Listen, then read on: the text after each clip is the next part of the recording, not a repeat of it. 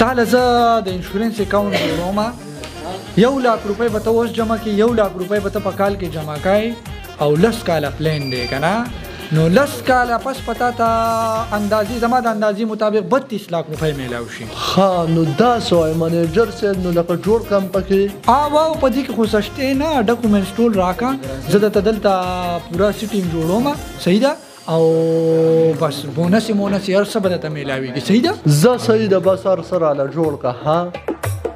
منیجر صاحب دلته ما هغه انشورنس والا اکاونټ جوړ کړی او که نن زما څه پیسې به کار دي ما له هغه واپس راکړه او څه کسان راته ووایي یاره دا شی سود هم دی نو لکه ښه راته نه ښکاري ښه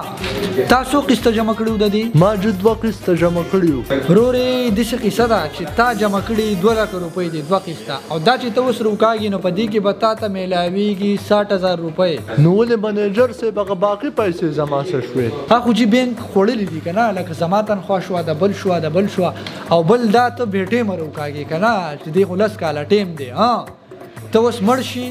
جو بس تا ته به ټولې میلاو شي نو ګوره ورته ولې چې زه مړ شم نو دا پیسې به ما له قبر ته بیا راوړې نه جي نه ستا خاندان او بچو ته به دې میلاوي ګوره منیجر صاحب ما له داسې کار وکړه چې ما له اوس نقدیت راکړه چې زه مړ شم چې بیا زما بچي جمع کړي چې زه پرې موړ نه شم نو په هغې پیسو به قید شو او چې کومې پیسې تا نقدې ورکړې د هغې د کار درته پته نه وي د هغې پسې تا له پیسې راځي نو دا حرام دی دې ته سود وایي منیجر صاحب ورورې داسې قصه دی چې 60,000 روپۍ به دې واخلي